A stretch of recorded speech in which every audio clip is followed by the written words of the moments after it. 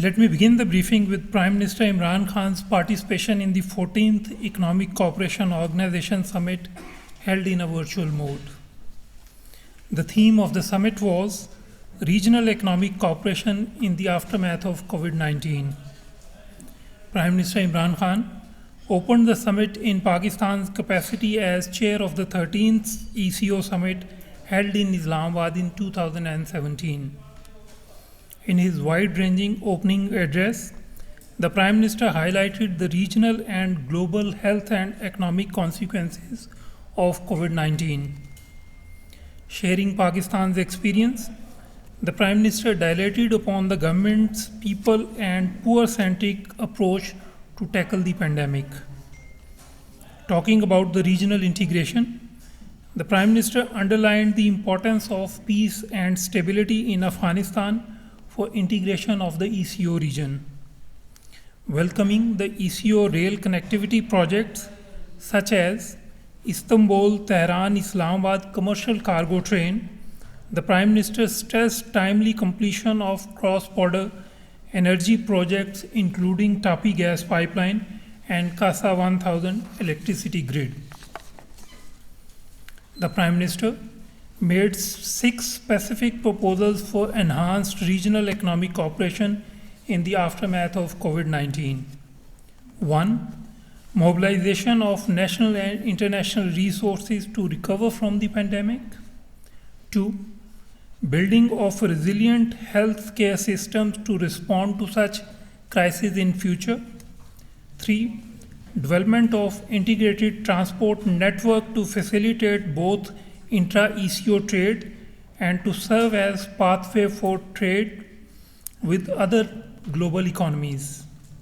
4. Establishment of ECO Investment Agency along with organization of annual ECO Investment Fair. 5. Pursuit of trade promotion measures such as simplification of border procedures, establishment of intra-regional institutional linkages, reinforcement of existing regional mechanisms, and implementation of Economic Cooperation Organization Trade Agreement ECOTA. 6. Promotion of knowledge-based economies, increased expenditure on research and development, and focus on rapid digitalization, especially extension of broadband internet to all parts of the ECO countries. The Foreign Minister of the Republic of Uzbekistan, Dr. Abdulaziz Kamilov, visited Pakistan on 9th and 10th of March 2021. During the visit, Foreign Minister Kamilov held bilateral talks with Foreign Minister Shah Mahmood Qureshi and called on the Prime Minister and the Chief of Army Staff. In his call on the Prime Minister, Foreign Minister Kamilov conveyed cordial greetings from the President of Uzbekistan and reiterated the commitment to expand bilateral cooperation with Pakistan in diverse fields. Expressing satisfaction over the excellent bilateral relations between Pakistan and Uzbekistan, the Prime Minister emphasized the need to further expand economic cooperation between the two countries. The Prime Minister emphasized that enhanced trade and regional connectivity were the cornerstone of economic growth and development. Expressing appreciation for the proposed Trans-Afghan Railway project between Pakistan, Uzbekistan and Afghanistan, the Prime Minister underscored Pakistan's commitment to support all efforts for the earliest realization of this important connectivity project. The Prime Minister highlighted that Pakistan offered the shortest route to international seas to all Central Asian republics through Karachi and Gwadar ports and could be the gateway to landlocked Central Asia. Stressing the imperative of negotiated political solution, the Prime Minister reaffirmed Pakistan's steadfast support to the Afghan peace process.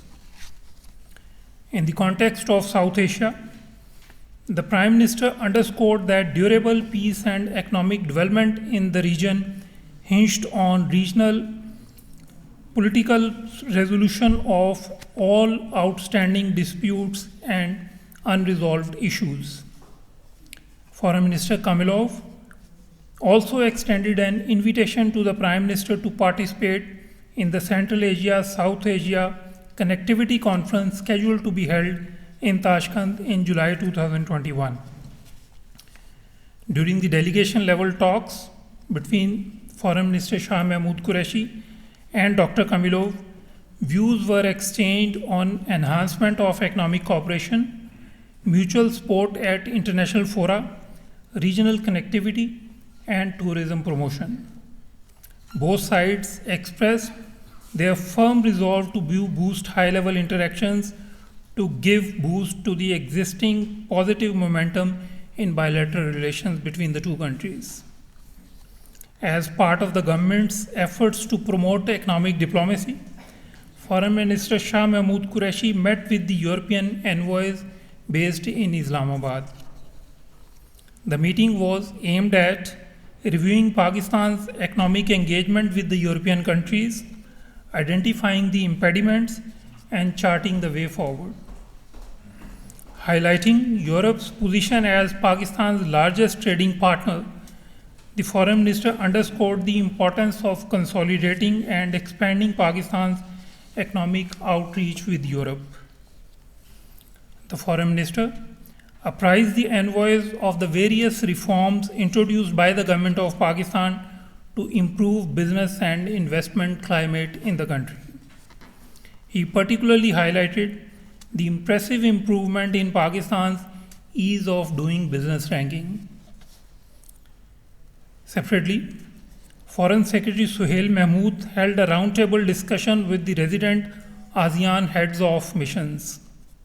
Consistent with the Vision East Asia policy, the Foreign Secretary reaffirmed Pakistan's commitment to strengthen Pakistan-ASEAN partnership in all domains. The Foreign Secretary specifically underscored the importance of forging closer cooperation in political, economic, security, tourism, education, and cultural domains. Recounting the steps taken by Pakistan to enhance engagement with ASEAN, the Foreign Secretary underscored the need to optimally utilize the available bilateral and ASEAN-wide institutional mechanisms.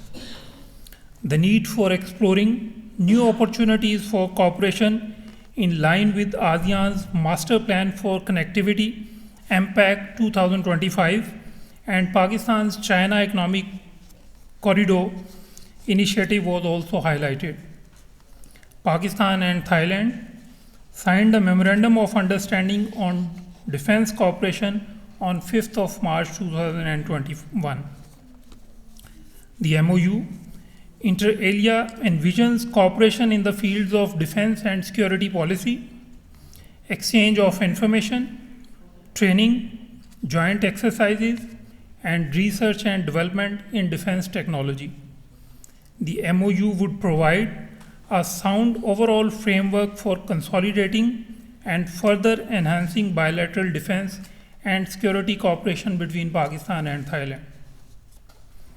Now coming to the situation in Indian illegally occupied Jammu and Kashmir, the Indian occupation forces martyred one more innocent Kashmiri youth last week in staged cordon and search operation in Sopore town of Baramulla district in Indian illegally occupied Jammu and Kashmir. Pakistan condemns the continuing extrajudicial killings by the Indian occupation forces in IIOJK. The independent voices continue to raise concerns on the gross human rights violations in IIOJK. The European Parliament's Subcommittee on Human Rights has discussed the serious human rights situation and continued crackdown on civil society and human rights activities in IIOJK and India. The UK parliamentarians have once again condemned human and civil rights abuses of Kashmiri people through military occupation of the region. They have also demanded the UK government to take action against the human rights violations in IIOJK. The Forum for Human Rights in Jammu and Kashmir has published a report covering human rights violations in IIOJK from August 2020 to January 2021. The Editors Guild of India has also once again expressed its shock on regular detention of editors of Kashmir-based publications by the Indian security forces. The Editors Guild of India has underscored that there are scores of journalists who are experiencing this new normal where they can be hauled up by the security forces for writing anything that goes contrary to the government's narrative that peace has returned to the valley. Pakistan once again calls upon the Government of India to rescind all its illegal actions and take measures for resolution of the Jammu and Kashmir dispute in line with the relevant United Nations Security Council resolutions. I thank you and am happy to take questions on these